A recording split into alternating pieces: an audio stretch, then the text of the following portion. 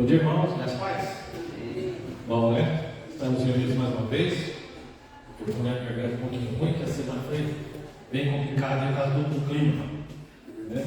Eu estou fazendo há 10 anos com aquela cidade aqui, mas ainda não me acostumei ainda nesses picos de frio e de calor. Ainda judia bastante na minha garganta. Tenho economizado bastante porque eu não tenho mais usado tanto a voz durante a semana, né? Eu não estou mais em sala de aula. Mas tenho judiado bastante. Né? Segunda-feira fiquei muito, peguei um resfriado forte, porque teve aquele pico, né? De domingo para segunda, aquele calorão. Frio domingo, calor na segunda. Depois, né, na quinta-feira de novo, fui para o desfile 7 horas da manhã. Estava lá aquele frio, de repente, 10 horas da manhã, um baita calorão. O corpo já não aguenta tanto assim. Vamos estar reunidos, né, irmãos? Depois de termos um feriadão prolongado aí, muitos puderam descansar. Eu confesso que eu não estava esperando já uns 3 meses de feriado para poder dormir um pouco, para conseguir dar uma descansada boa. Eu vi assim ontem, 5 horas da tarde, estava trabalhando. Então, tinha que montar, tinha que interagir, né? Estava me chamando eventual, porque o telefone toca, depois eu falei assim, não quer trabalhar. Aí eu falei, tá bom. Aí 5 horas da tarde, estava me chamando eventual para ir trabalhar na segunda-feira, porque tem que chegar segunda-feira e esmaltar redondinha, não pode estar faltando ninguém, né? Mas graças ao bom Deus por isso. Irmãos, vamos na lição número 4. E essa lição é uma lição bem desafiadora para nós, tendo o propósito da nossa revista. Nossa revista tem o tema principal, né? Você está aqui mostrando a nossa localidade, né? O nosso lugar, né? O lugar do povo de Deus na história. Isso, desde lá dos primórdios, e tentando identificar como nós estamos nos dias atuais.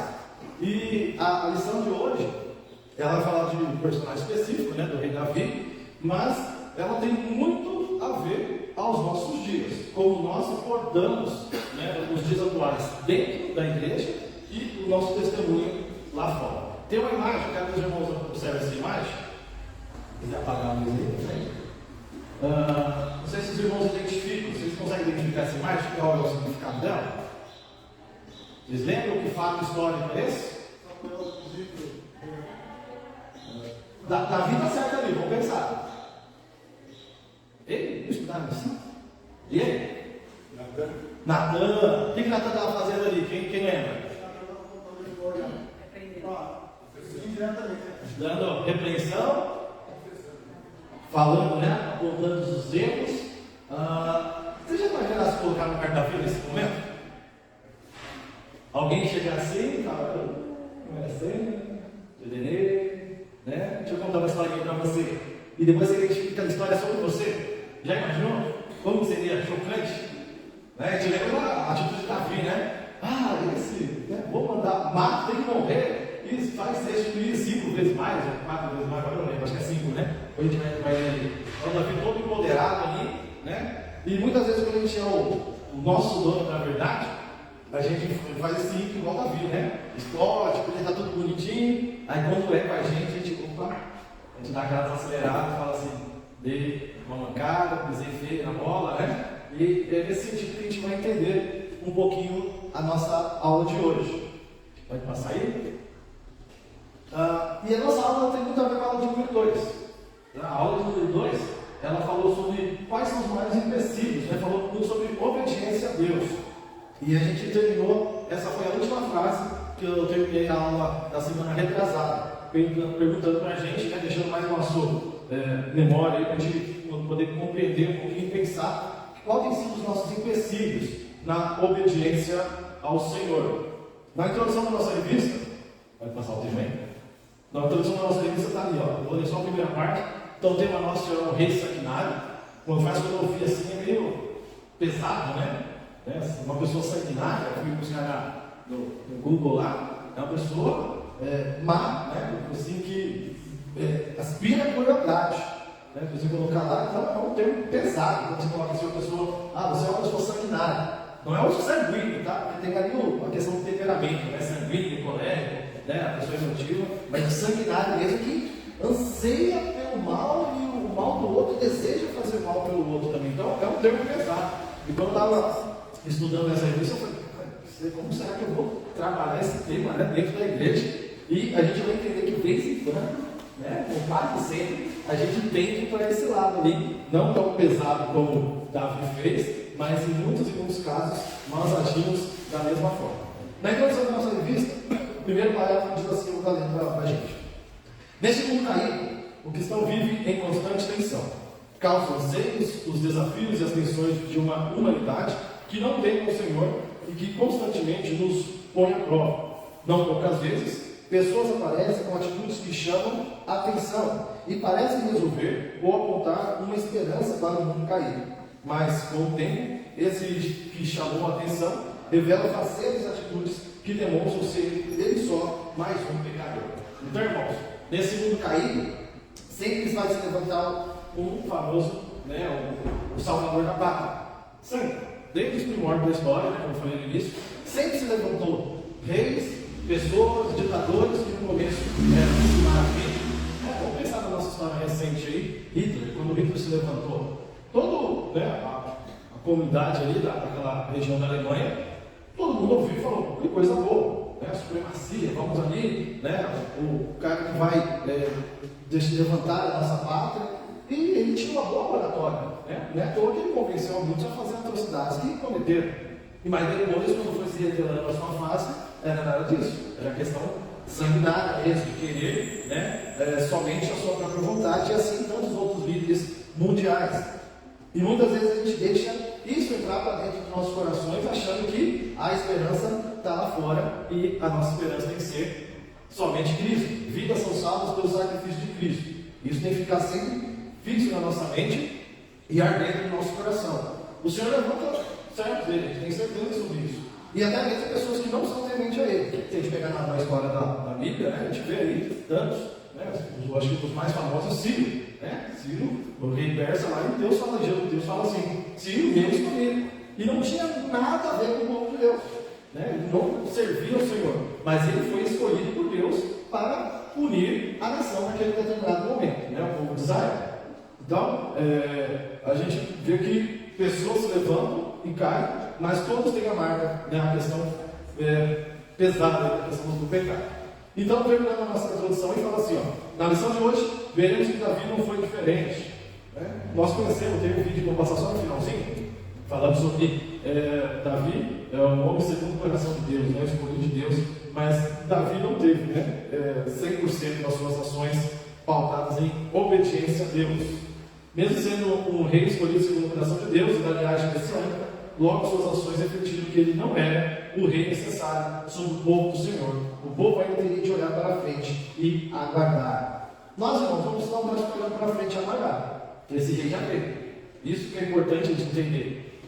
Muitas nações ainda e outras religiões e ainda estão esperando e aguardando quem irá nos libertar. Nós não precisamos mais disso. Nós temos a esperança que Cristo já veio, cumpriu o papel, foi satisfatório ao que Deus determinou para ele, e agora nós aguardamos o seu retorno, como um rei, um justo juiz, que irá por fim e alinhar todas as coisas conforme o querer e a vontade do Senhor e na provisão do Senhor.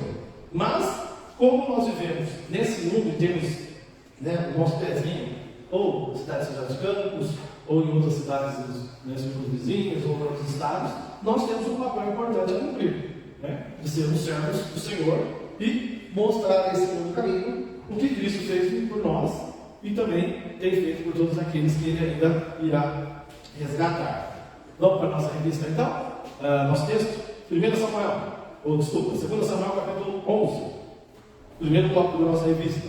Passa, Gabriel, por favor. Primeiro tópico, irmãos, fala sobre o estrelado.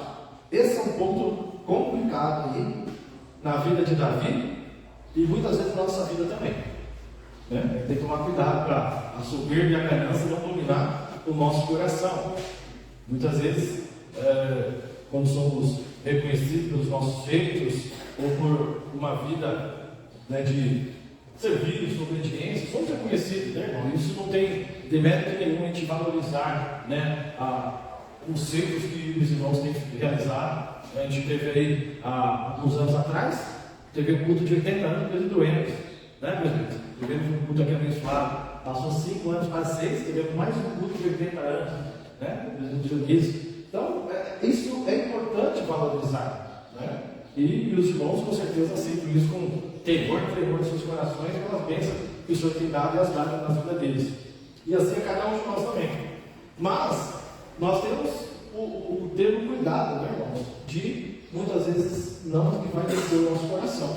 Porque a gente sabe que quando a gente está num papel à frente, né, principalmente vou colocar nos líderes da igreja, pastor e presbíteros que mais estão à frente, em um momento, se a pessoa não estiver prestando atenção, ela vai querer colocar a sua vontade acima das suas coisas, querer que o seu desejo prevaleça e não a vontade, né, do Senhor, que é instruída pela sua santa palavra. E aí a gente viu que isso aconteceu na vida de Davi. Alcançando a lá. Primeiro parágrafo da revista, está ali. Davi se tornou uma figura pública com sua vitória sobre Golias. Então, a gente conhece a história, né? Golias estava lá, provocando, insultando o povo de Deus, e chegou Davi lá, com toda, a gente não sabe como que foi, mas quem quer esse circunciso filisteu? Né? Imagina, um garoto que não era nem de guerra nenhuma, e levantar com tanta ousadia, né? E se pôr na frente de toda a nação de Israel contra o povo filisteu. E sua vitória como soldado de Saul logo se tornaram famosas, e o motivo para o canto do povo. Lá em 1 Samuel, capítulo 18, verso 7, está lá escrito lá, 1 Samuel 18, 17, assim: as mulheres se alegravam e cantavam alternadamente, diziam: Saul feriu os seus milhares, porém Davi os seus 10 milhares.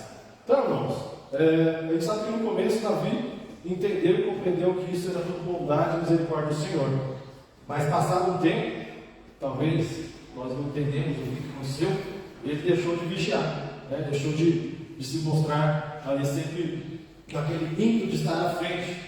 Capítulo 11, verso 1, diz assim: decorrido um ano, no tempo em que os reis costumam sair para a guerra, enviou Davi a Joabe e seus servos com ele e toda Israel, que destruíssem os filhos de Amon, e visitaram Rabá. Porém Davi ficou em Jerusalém. Qual que é a ênfase no início, irmão? No tempo que os reis saíram para a guerra. Então era comum que em toda a guerra os reis estavam lá na frente, né, com seus pelotões ali protegendo ele, mas o rei sempre estava na guerra. Não existia que o rei ficar quietinho no seu lugarzinho como a gente vê em alguns filmes. Não, o rei estava lá. Por que Davi não estava? Esse é o ponto. Por que Davi não estava lá? Foi descansar. Virou um rei preguiçoso, né? E olha as consequências da preguiça. Excesso de confiança, pode colocar, né, de pôr inúmeras coisas. Mas a história registra no tempo que os reis costumavam sair para a guerra. Davi organizou: vou ganhar mais uma batalha, né? Excesso de confiança, está tudo bem, Deus está conosco. Vai lá Joabe, né, o meu capitão honrado ali, ele vai dar conta de tudo ali, e eu vou ficar aqui descansando. Olha, continua o texto.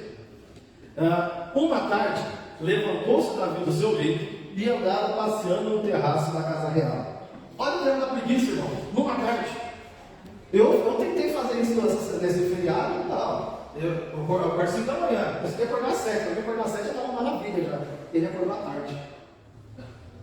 A nação em guerra, os seus melhores amigos que estavam com ele em todas as batalhas estavam lá guerreando por ele, pela nação de Israel, e ele estava dormindo tranquilamente. E numa tarde gostosa, levantou no terraço, se espreguiçou, né? E foi dar uma passeadinha. Irmãos, quando a gente dá brecha para o inimigo, ele faz estrago. Ele faz estrago. Se Davi tivesse, né? A gente, vamos colocar, ainda só especulando, né?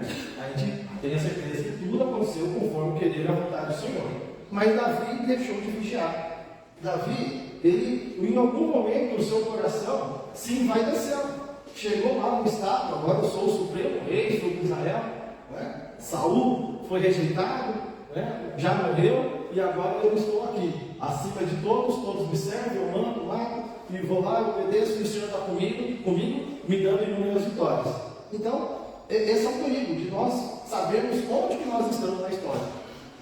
Se Deus tem nos dado capacidade de servir e liderar, a gente tem que tomar cuidado para que isso não seja uma soberba no nosso coração, né? A gente precisa. Duas quintas-feiras ano passado, o pastor fez um teste com a gente aqui de comportamento, né? E eu achei que era uma coisa, eu sou totalmente diferente, oposto do que eu era. Eu achei que eu tinha na minha mente que eu era uma pessoa mais apoiadora, porque eu sempre fui de apoiar, né, a questão da liderança. Eu vivi dentro da liderança da igreja, né?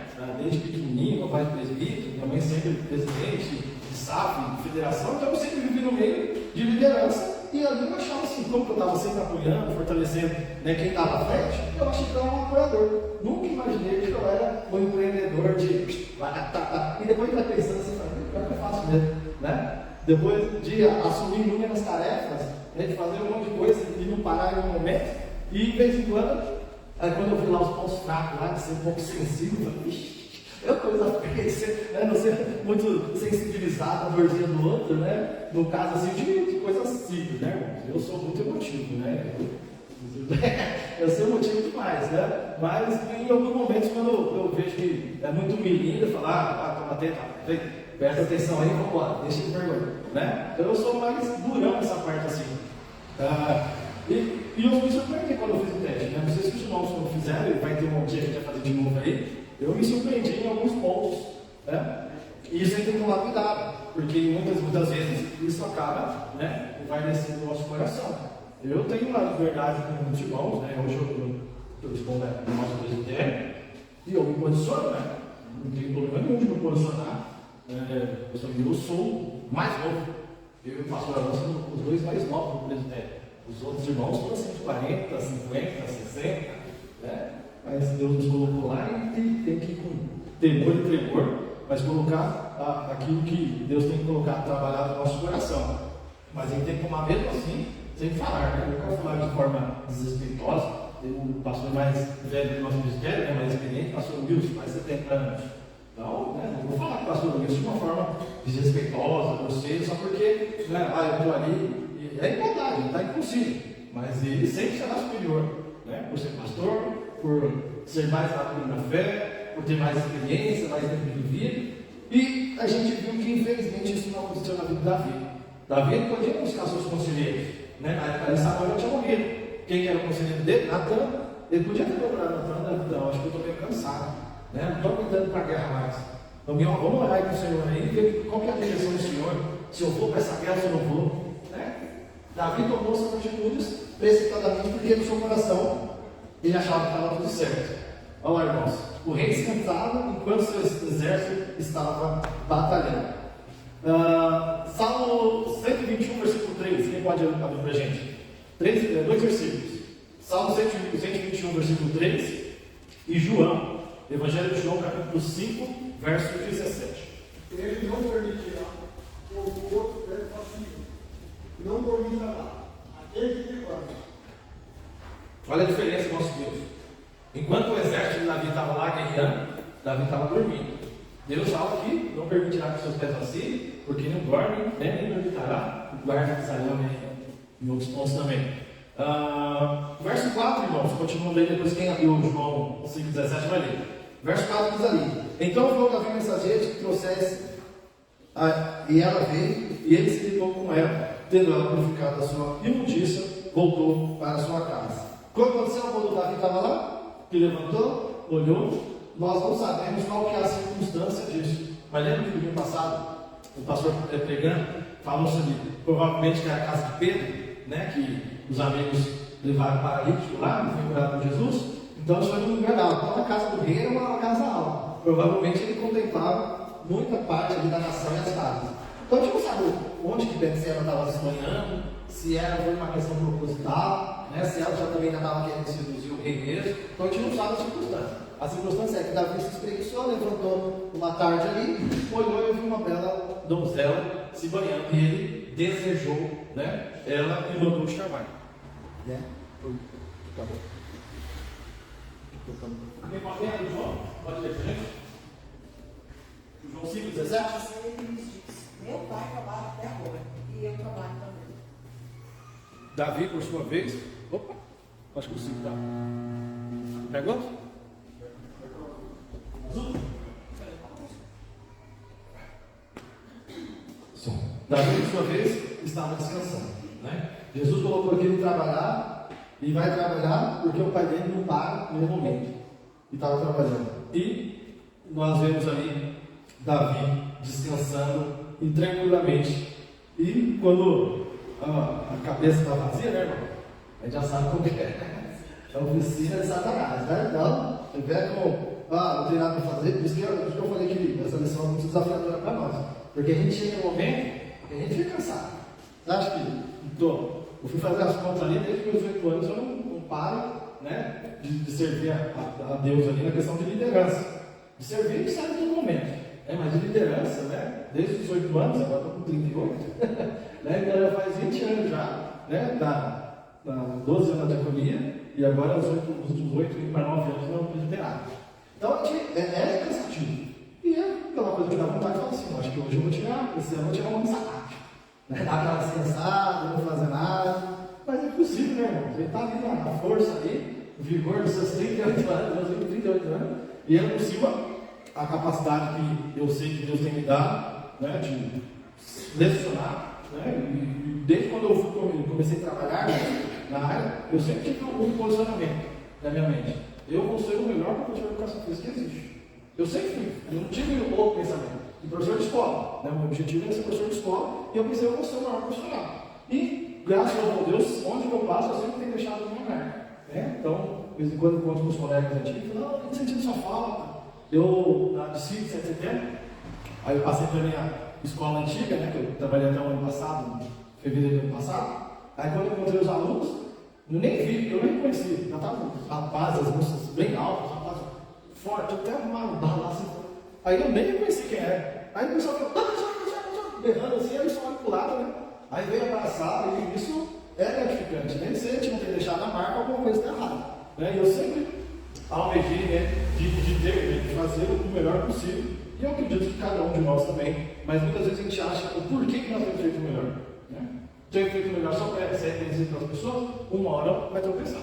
Uma hora vai estar vacilada, mas fazendo que aquilo que você tem é para Deus, você sabe que, por mais que você fraqueje, tropece ali, o Senhor vai estar sustentando a sua vida. Né? Então ele tem que fazer sempre o melhor em todos os momentos. Mas nós somos pecadores, né, miseráveis, e as lições que temos aqui na palavra de Deus na vida de Davi, ela é importante para que nós venhamos compreender sem Jesus. E se nós deixarmos de olhar para o alvo, a gente vai fraquejar e a gente vai vacilar. Né? Então é melhor estar junto, né? Mas qual que é o problema? E tem muita dificuldade na igreja disso. De a gente lidar com as dificuldades de irmãos, lidar com os problemas de irmãos. Se aqui a gente não consegue, vai tirar fora.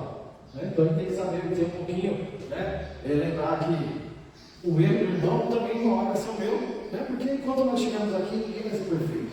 Né? Por isso que precisamos nos juntar nessa comunidade e nos fortalecer. É igual a família. Né? Tem aquele irmão que sempre dá trabalho. Tem alguma família que tem um irmão que nunca deu trabalho? Tem irmão que dá trabalho. Mesma família de dois, um irmão, um lá está ali ralando, o outro está lhe dando trabalho, não trabalho. E se a família é maior, então, nem se fala.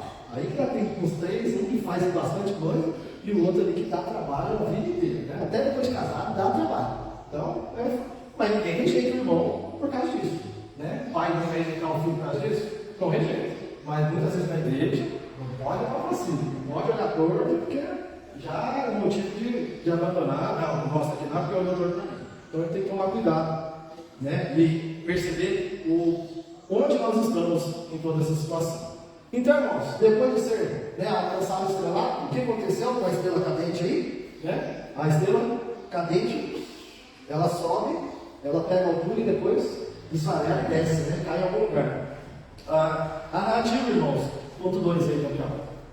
A narrativa mostra os passos para a queda do rei. Não foi algo de supetão, irmãos, inesperado, porém planejado, pensado. Muitas vezes assim fala, foi ocasião, né? A famosa ocasião faz o papel, né? Não, ele armou tudo, irmãos. Vamos pegar o verso 14 ali, verso 15. A gente não vai ler todo o texto. O verso 14 e 15 do capítulo 11. Pela manhã, Davi escreveu uma carta a Joabe e lá mandou por mão de Urias. Escreveu na carta dizendo: ponde Urias na frente da maior força da peleja e deixe-o sozinho para que seja ferido e morra. Então, depois a gente pega aqui no começo que a gente leu aqui no verso 3 e 4, Davi mandou perguntar quem é, quando ele viu a mulher. É Betseba, filha de Eliã, e mulher de Urias, o Eteu. Então enviou Davi mensageiros que trouxessem ela. Veio e ele se deitou com ela, tendo ela purificado a sua injustiça, voltou para a sua casa. Então, Davi, além de olhar e cobiçar, ele falou: você acha que foi rapidinho? O mensageiro foi lá? Deve ter demorado alguns minutos, algumas horas, né? Então ele podia ter tempo de falar: opa, eu estou fazendo errado. Senhor, me ajude, para por aqui.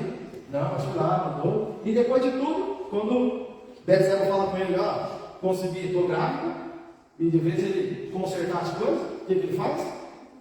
Pior, planeja, mas não, o que eu vou fazer? Vou matar esse infeliz. E esse é um dos melhores amigos dele, hein?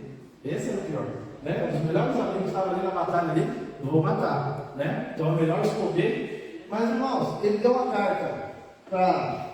Você viu como que foi cruel? Ele deu uma carta para o próprio irmão de Urias. O próprio Urias levou sua sentença de morte, né? E olha a fidelidade de Urias. Ele não deu uma carta. Ele não podia? Deixa eu dar uma olhadinha aqui que está mandando aqui. Qual que é? Eu estou aqui, sou tão íntimo de Davi. Então, se ele vai, eu e Joabe, a gente está ali na guerra ali, junto. Então, eu posso, né, olhar para entender qual que é a estratégia do rei. Então, né, fidelidade, temor, amor a Davi, né? E aí, irmãos, quando a gente está em pecado, a gente não vai enxergar nada. A gente só enxerga o que é errado. Quando tem pecado, só enxerga o que é errado. E Davi só estava enxergando o que era errado, tomando a atitude errada, uma atrás da outra. Então, a gente tem que tomar cuidado com isso. Ó, conforme Tiago, vamos abrir Tiago lá, capítulo 1. Tiago, lá no finalzinho da Bíblia, verso 14 e 15. Tiago 1, verso 14 e 15, quem achou pode ler.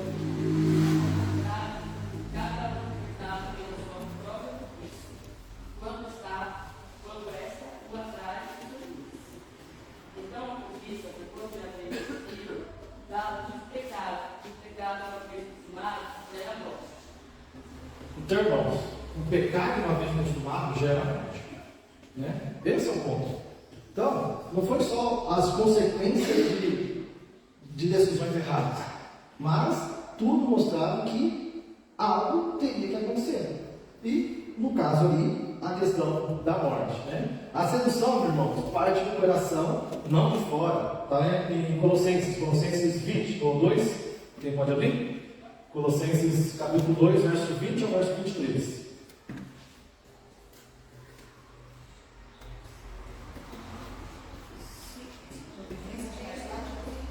Colossenses 2, verso 20 ao verso 23.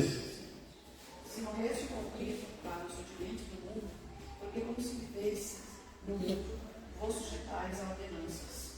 Não useis isso, não proves aquilo, não toques aquilo outro, segundo os preceitos e doutrinas dos homens, pois que todas essas coisas, com o uso, se destroem. 23 também. 23 também. Tais coisas, com efeito, têm aparência de sabedoria, como culto de si mesmo, e de falsa humildade, e de vigor ascético. Todavia, não tem valor algum contra a sensualidade. Mas acho que é isso mesmo, que traduz do interior, né? Então, irmãos, o nosso interior, a cobiça não parte dentro de nós mesmos. Então, cabe a nós dominado, né? E como que vamos fazer isso? Precisamos ter uma vida na presença do Senhor. Por isso que sozinho, né, o braseiro fora do fogo, ele se apaga. Né? E a vida dentro da igreja tem que ser assim. A pessoa que acha que vai ser forte lá fora sozinha, eu assisto o culto quando eu quero, abro a Bíblia quando eu quero, não preciso de irmão para estar perto de mim, porque o irmão só vai ficar apontando meus erros, né? Dia de frio eu vou vir encapotado, mas dia de calor eu quero vir de bermuda, né, para a igreja, e tem irmãos lá que ficam me olhando lá, de bermuda na igreja, né? Então, aí a pessoa coloca empecilhos em coisas de menor valor e não quer estar na presença de Deus. Irmãos, o que é humilhante nisso? Aí no terceiro ponto, né? Um rei tentador. No último parágrafo ali do nosso desse tópico, o rei tentador. O que é humilhante, irmãos, a Davi, nessa situação é que Urias era heteu. Está bem interessante ele dar essa ênfase, né? Os heteus se relacionavam havia muito tempo com Israel, desde Abraão. Nós não vamos abrir, mas está em Gênesis 23, 3. Os filhos de Et fazem parte da história israelita. Foi no meio desse povo que Abraão comprou a sepultura de Sara. Foi com uma mulher desse povo que Esaú se casou para desgosto de Isaac e Rebeca. Está lá em Gênesis 25, 9 e também em 27, capítulo 46. Urias, irmãos, portanto, era um israelita, porém não era um israelita, porém comportou-se com maior fidelidade ao Senhor e aos israelitas do que Davi. Então, eu acho que esse é o grande tapa na cara de Davi, né? Que ele, não sendo do povo, honrou mais o Senhor e honrou o próprio rei Davi do que o servo que foi escolhido pelo Senhor. Quarto ponto aí, geração do pecado, irmãos. Então a gente viu lá em Tiago, né, o capítulo 1, verso 4, 14 e 15, que o final de tudo aquilo era a morte, né? Então, a geração do pecado. O pecado da vida dessa era gerou um fruto, irmãos, a morte. Como a gente viu ali, Tiago deixou muito claro que o resultado final do pecado é a morte. E Paulo também fala lá em Romanos 6:23, que o salário do pecado é a morte. E a gente vê aí, irmãos, nessa empreitada, que muitas pessoas morreram. Primeiro que morreu, Urias. Então, Urias, que não tinha nada a ver com aquilo, foi lá e foi morto pelo pecado de Davi e Betseba. Quem morreu depois? A própria criança, né? Foi enfermo, ficou lá uma semana depois que nasceu, e durante essa semana Davi ficou jejuando e orando, lembra dessas histórias? Então ele ficou jejuando e orando, não comia, e todo mundo tentando animar, e os seus conselheiros, no dia que a criança morreu, ficaram com medo da notícia, né? Você está uma semana aqui jejuando e orando, a criança não melhorou, agora que a criança morreu, o que eu vou fazer? Eu não vou ser doido dessa notícia do rei, talvez ele vai me matar, né? E aconteceu tudo ao contrário, né? Naquele momento ali, Davi reconheceu a mão do Senhor sobre sua vida, foi, tomou um banho, se lavou, né? Comeu e falou: agora não tem mais o que fazer. E é uma lição, meu irmão, né? Então, a gente tem ali, passa pelo luto, né? Mas depois morreu, não tem mais o que fazer, né? A gente honra, faz ali o que tem que fazer em vida, morreu, né? A gente tem que cuidar dos filhos, né? Aí lidar com os desgastes do coração, aí que é complicado. Eles precisam ficar firmes na presença do nosso Senhor. E isso, cuidar dos que estão ao nosso derredor, né? Para nós de tudo, irmãos, no parágrafo 2 aí, desse ponto nosso. Davi enviou pelo próprio Urias a ordens para garantir sua morte. A gente leu aí, verso 14, verso 15, e até o verso 25. Vou estar lendo agora do 15 ao 25. Acompanhe. Tendo por Joabe sitiado a cidade, pôs a Urias no lugar onde ele sabia que estavam homens valentes. Verso 17, capítulo 11. Saindo os homens da cidade, pelejando com Joabe, caíram alguns do povo, dos servos de Davi, e morreu também Urias, o Eteu. Então Joabe enviou notícia e fez saber a Davi tudo o que se dera na batalha. Deu ordem ao mensageiro dizendo: se ao terminar de contar ao rei e aos acontecimentos dessa peleja, suceder que ele se encolerize e te diga: por que vos chegaste assim perto da cidade a pelejar? Não sabeis vós que haviam de atirar no muro? Quem feriu Abimeleque, filho de Jerubbesete? Não lançou uma mulher sobre ele no muro um pedaço de corredor de que morreu em Tebes? Por que não chegasses ao muro? Então dirás: também morreu teu servo Urias, o Hendeu. Partiu o mensageiro, chegando, fez saber tudo que Joabe lhe havia mandado dizer. Disse o mensageiro a Davi: na verdade, aqueles homens foram mais poderosos que nós e saíram contra nós ao campo. Porém, nós somos contra eles até a entrada da porta. Então os flecheiros do alto do muro atiraram contra os teus servos, e morreram alguns servos do rei, e também morreu o teu servo Urias, o Eteu. Disse Davi ao mensageiro: assim dirás a Joabe: não pareça insultar aos teus olhos, pois a espada devora tanto este como aquele, e testiga a tua peleja contra a cidade, derrota e tu anima a Joabe. Então, irmãos, o mensageiro teve uma dificuldade aí, né? De entregar uma mensagem para o rei, ele não sabia qual seria a reação, mas a mensagem final, o que é? Urias morreu. Então, o que você queria fazer aconteceu, né? E depois ainda, Davi manda o mensageiro voltar para Joabe e encorajar ele. Imagina, seu melhor amigo morreu, você vai ter coragem, como vai encorajar? Né? Então, uma pessoa que está com a mente perturbada, ela não consegue enxergar os detalhes, né? A gente vê que Davi não estava enxergando nenhum dos detalhes. E quando a gente chega ali, irmão, no capítulo 12, que foi da imagem lá que eu coloquei para a gente, né? A imagem do capítulo 12, eu vou ler os primeiros versos ali. O Senhor enviou Natan a Davi, chegando Natan a Davi, disse: havia uma cidade, dois homens, um rico e outro pobre. Tinha um rico ovelhas, gados em grande número. Mas o pobre não tinha coisa nenhuma, senão uma cordeirinha que comprara e criara, e que em sua casa crescera, junto com os filhos, comia do seu bocado, do seu copo bebia, dormia nos seus braços e a tinha como filho. Vindo viajante ao homem rico, não quis este tomar das suas ovelhas e do gado para dar de comer ao viajante que viera a ele, mas tomou a cordeirinha do homem pobre e preparou para o homem que lhe havia chegado. Então o furor de Davi se acendeu sobremaneira contra aquele homem e disse a Natã: tão certo como vive o Senhor, o homem que fez isso deve morrer. Então, depois de tudo isso, Davi ainda estava ali no estado, de lucidez, né? Quem fez isso deve morrer. E o que Natã fez para ele, irmãos? Natã ali mostrou. Então, diz Natã, verso 7: tu és um homem. Né? Eu acho que naquela hora ali, eu acho que quando foi, deve ter perdido as pernas, né? Pode falar.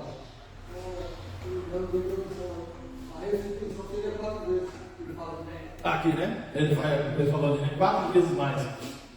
Né, irmãos? Quando o pecado que nós cometemos vem a lucidez, né? Depois a gente viu que Davi caiu aqui, se arrependeu, e no final do texto, né? Deus fala para ele que, Natan fala para ele que o pecado foi perdoado. Irmãos, qual que é o problema do pecado? Capítulo 12, verso 14. Mas posto que com isto deste motivo que blasfemasse. Qual foi o enredar de toda essa empreitada de Davi? Além de ele cometer o que era mal com o Senhor, porque Natan fala, você fez o que era mal. A gente vê tantos reis maus, mesmo, né, no final da história ali de reis e crônicas, fez o que era mal perante o Senhor. O próprio servo, que era conhecido como homem segundo o coração de Deus, Natan fala, você fez o que era mal perante o Senhor.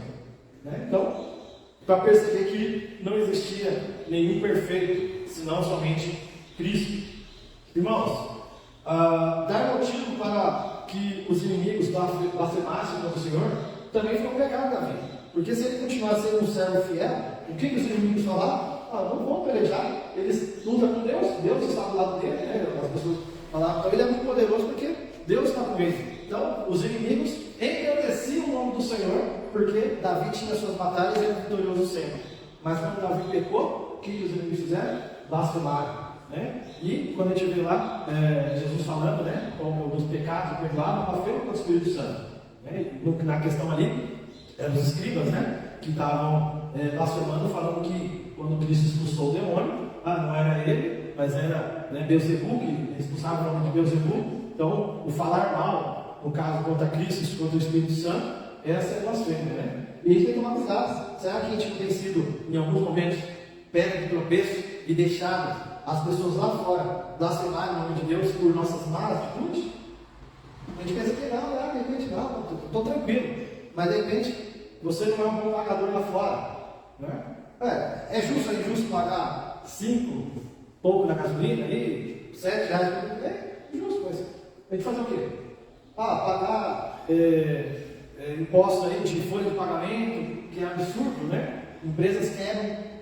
É a lei, infelizmente. Nós temos que pagar. Né? Fazer nossa declaração do imposto de renda. Não, eu vou ser legal uma coisinha do imposto de renda. Eu não passo muito médico, né? Então a gente não tem muita coisa para passar no médico. Quando eu vou fazer meu imposto lá, aí a mulher que declara para mim, mas você não tem nenhuma notinha aí? Eu falei, não tem nada. É isso mesmo, acabou. Mas você vai receber muito pouco. Não tem problema. Né? Esse ano entrou 600 reais de volta. Né? Paguei mais de quase 15 mil e devolvi 600. É injusto demais, irmão. Então você perde ali 2, 3 meses de salário, né, no ano, para você devolver 600 reais para você. Né? Mas, dá a César o que é de César, né? A Deus o que é de Deus, e assim a gente vai viver. Fala, irmão. O fala assim que o homem que vai para frente de batalha em oração é um homem desarmado. Mas a partir do momento que Davi se sentiu, mesmo que eu não falo, sabendo que Deus é comigo, com certeza não tem vitória na frente. E outra explanação na Bíblia que fala que Urias, ele era ateu, né? Mas ele era praticamente um adorador de Deus. Ele era honrado, né? A palavra falou ali que ele honrou o Senhor e honrou a Davi, né? amigo com suas ações ali. Irmãos, último ponto. O rei que cuida de sua noiva. Então, depois de tudo isso, nós temos que lembrar que tem um rei que cuida, né? Davi cuidou do seu povo, a gente não pode negar disso, né, irmãos? Ele teve um erro. E o erro dele foi grave, ao ponto de vidas morrerem por causa dos seus maus atos. Mas é inegável que ele foi um servo consagrado ao Senhor, né? E o Senhor deixou esse registro na história para mostrar que ainda não era o rei que estava prometido. Ainda não era o Messias, não era o Salvador. Ele era o tipo de Cristo, assim como Moisés, né? Tantos outros se levantaram durante as gerações ali. Mas o rei que cuida da sua noiva é um só, Jesus. Parágrafo 1, 2, terceiro parágrafo. No final do segundo, depois do terceiro, não está lendo.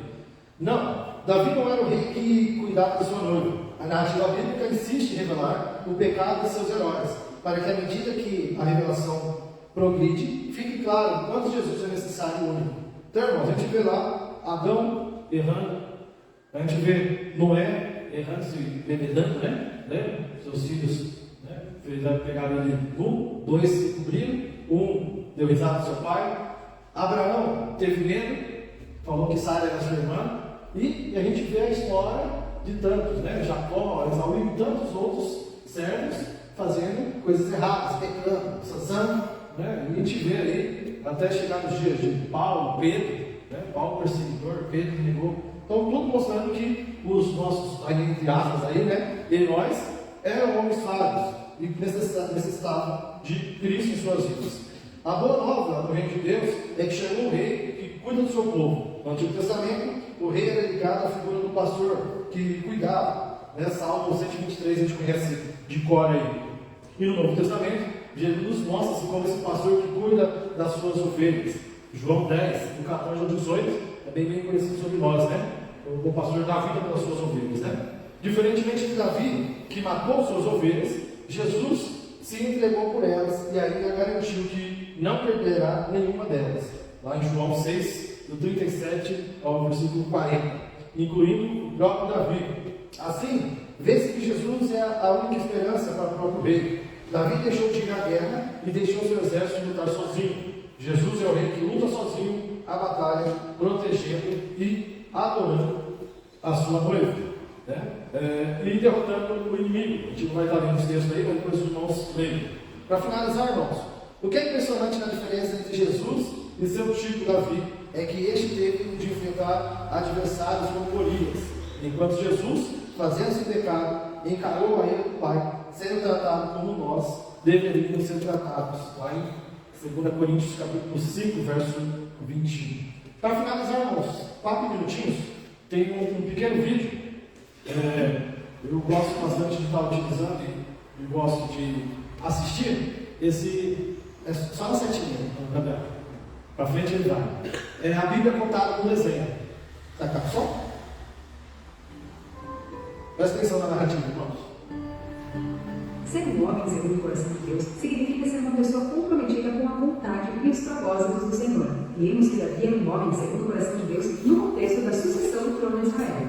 Naquela época, Saul reinava sobre os israelitas, mas ele acabou fazendo o que era mal perante o Senhor. Por isso foi rejeitado. Então, através do profeta Samuel, Deus lhe avisou. O Senhor buscou para si um homem que lhe agrada, e já lhe ordenou que seja príncipe sobre o seu povo, porquanto não guardaste o que o Senhor te ordenou.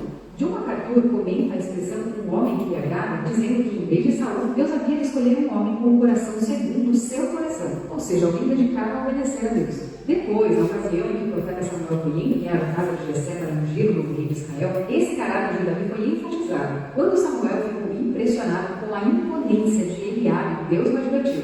O Senhor não vê como o homem vê, o homem vê o exterior, porém o Senhor vê o coração. Já nos tempos do Novo Testamento, Paulo de Tarso citou esse testemunho acerca de Davi em sua pregação em Antioquia. Ao resumir a história do povo de Israel, Paulo falou sobre a ascensão e queda do rei Saul.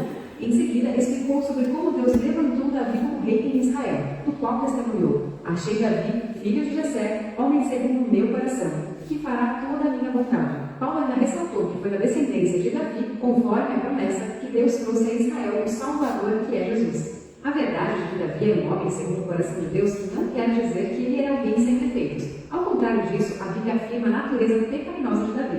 Ele próprio, em vários de seus salmos, reconhece a miséria de seu pecado. Inclusive, um dos episódios mais marcantes da história de Davi é aquele que ele é repreendido pelo Senhor através do profeta Natã, por causa do seu grave pecado envolvendo Urias e Betseba. Então, como alguém imperfeito poderia ser chamado de um homem segundo o coração de Deus? Bom, o Salmo 51 nos ajuda a entender essa questão. Vamos lá? Primeiro, Davi tinha consciência da realidade da sua natureza pecaminosa. Davi não tinha problema em confessar seu pecado a Deus.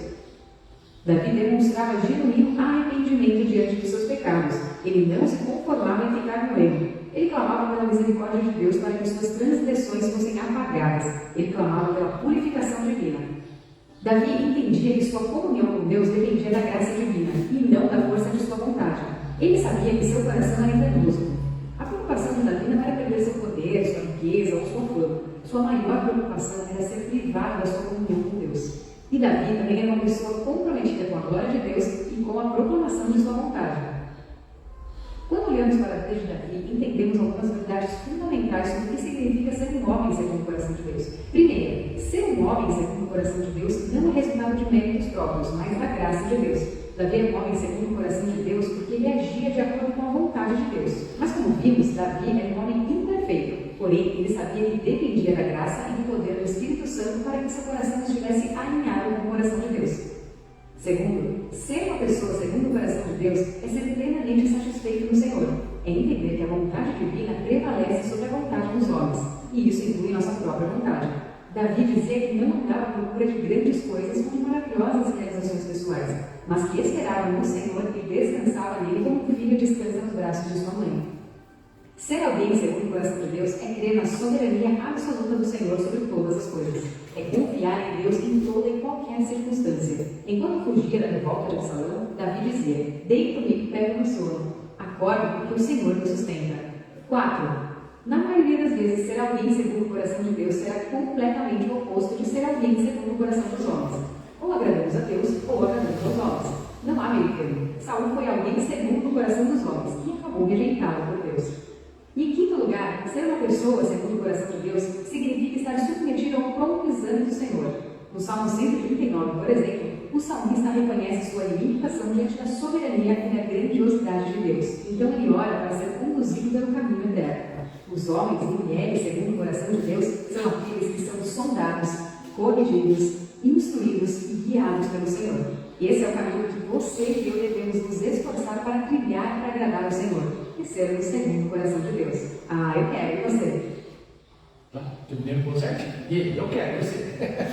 Também, né? Irmãos, a Bíblia nos revela que muitos servos do Senhor foram homens e mulheres falhos, né? Que pecaram, mas, assim como Davi, que se arrependeram, então, o Salmo 51 aí, um dos grandes salmos que todos nós gostamos de ler e meditar nele, mostra de um coração quebrantado e humilhado na presença de Deus, como confessa o seu pecado. Então, existe solução, porque muitas vezes pode olhar para a primeira parte dessa aula, né, se alguém for assistir depois, fala assim: que homem miserável, né, Davi? Então é melhor não seguir ele, não achar que ele é bom. Mas se a gente não completar toda a jornada e ver a história, né, de como Deus tocou na sua vida e moldou o caráter de ele ser conhecido, né, como um homem segundo o coração de Deus, e também ser um tipo de Cristo, né, alguém que levou a conduzir a nação ao Senhor, isso deve motivar o nosso coração também. No momento que nós vacilarmos, no momento que nós pecarmos, o Senhor está nas suas mãos estendidas ali para nos resgatar e nos tomar para si. Irmãos, que então, nos momentos de fraqueza, que certamente iremos ter durante todos os dias que o Senhor nos conceder e nos conservar com vida, a gente venha buscar a orientação e auxílio do Senhor através da sua palavra, para que venhamos ser fortes e firmes, né? E resistir no dia mal, porque depois de ter vencido tudo, iremos permanecer inabaláveis na rocha que é Jesus. Vamos orar? Bom Senhor Pai, obrigado, Deus, pelo Espírito Grande que temos estar na tua casa, meditar na tua palavra e que venhamos crescer, Pai, no conhecimento do Senhor, Deus. Nos ajuda dia a dia a iluminar, Pai, os nossos corações, os nossos atos, conforme querida a vontade do Senhor, e assim vivermos, ó Pai, como servos transformados, servos úteis, ó Deus, na mão do Senhor, Pai. Conceda a cada um de nós da tua graça, da tua misericórdia, pois precisamos do crescimento do Senhor. Nos aceite na tua presença, pois tudo fazemos e pedimos em nome do Filho Jesus. Amém. Vamos então, nosso domingo, Deus abençoe, vamos ter um dia agradável na vida dos nossos